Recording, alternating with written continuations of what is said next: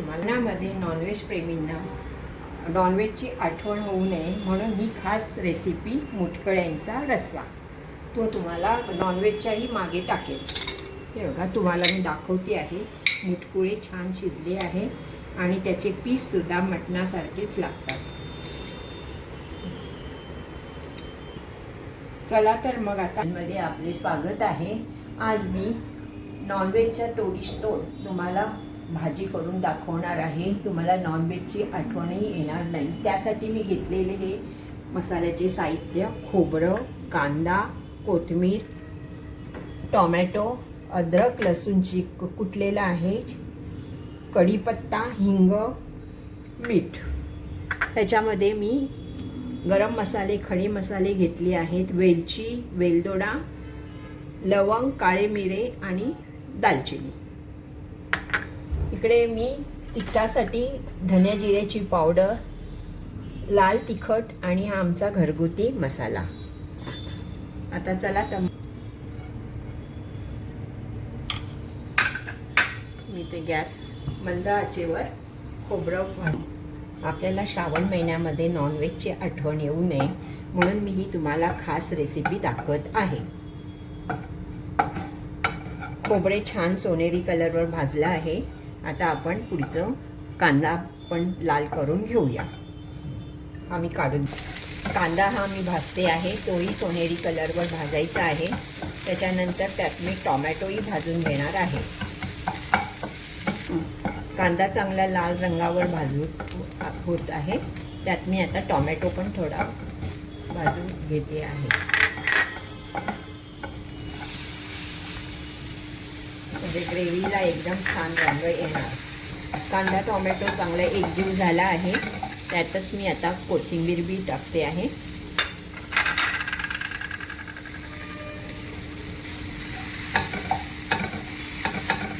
आता हे काढून घेते. भाजीसाठी बेसनच्या पिठाचे मुटकुळे करणार आहोत. साधारण मी 4 चमचे पीठ घेते आहे. हे टाकते अगोदर.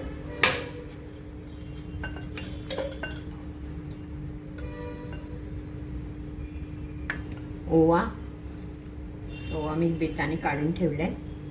मीठ, हळद.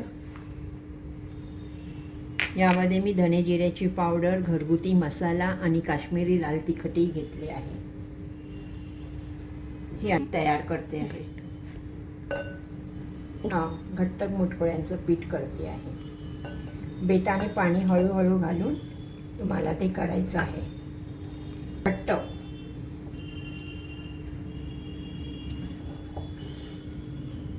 केलं पण. हे बघा, असं मी जरा आपण चपातीचं पीठ मळतो तसं त्याप्रमाणे जरा घट्ट मळलेलं आहे. आता ह्याला मी झाकून ठेवते आहे साधारण 10 मिनिटे. हा आता भाजलेला मसाला मी मिक्सरमधून काढत आहे. हा थंड पण झाला आहे.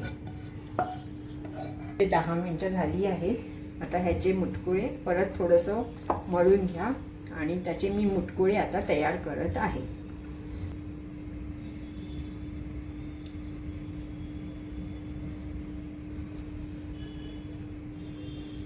मी अशा प्रकारे मुटकुळे तयार करून घेतले आहेत. एकीकडे आमचं तेल तापते आहे त्याला तळून घेण्यासाठी. आता हे आपले सगळे मुटकुळे आहेत ते तेलामध्ये तळून घेणार आहोत.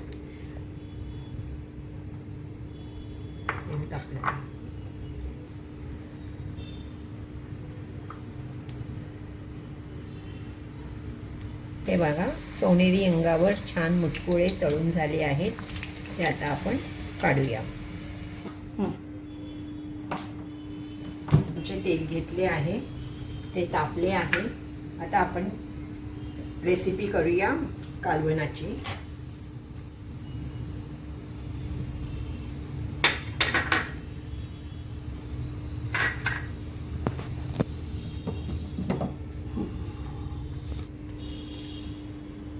आपले मुटकुळे अशा प्रकारे तयार झाले आहे. आता त्याची कालवणाची तयारी करूया. मी याच्यामध्ये 2 चपळी तेल घेतले आहे आणि त्यात हे मसाले मी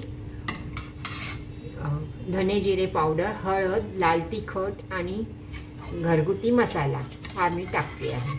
हे बघा चांगला मसाला भाजला आहे. त्यामध्ये मी कढीपत्ता,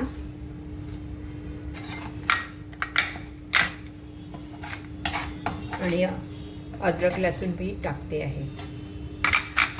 त्यातच आपल्याला कांदा खोबऱ्याचा मसालाही टाकायचा आहे. मीठ.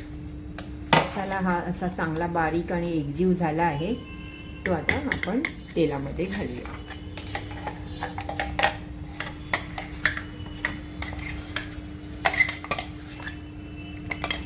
छानपैकी तेल बाजूने सुटले आहे.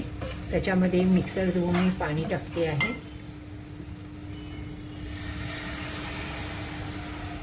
चिकन मसाला टाकते आहे. तुमच्याकडे जर मटन मसाला असेल तर मटन मसालाही तुम्ही टाकू शकता. मसाला छानपैकी भाजून झाला आहे. बाजूने तेलही सुटले आहे. यामध्ये मी आता गरम पाणी टाकते आहे.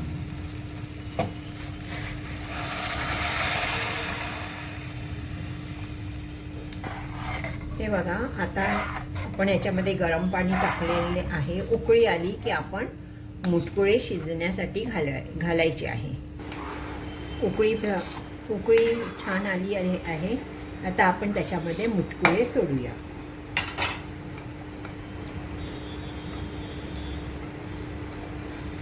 साधारण 10 मिनिटे याला उकळूया. साधारण 10 मिनिटे झालेली आहे. त्याला कोथिंबीर घालून सर्व करूया.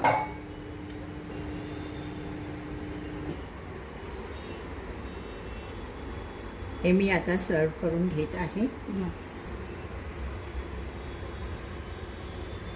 आपण ही भाजी बनवायला घेऊया.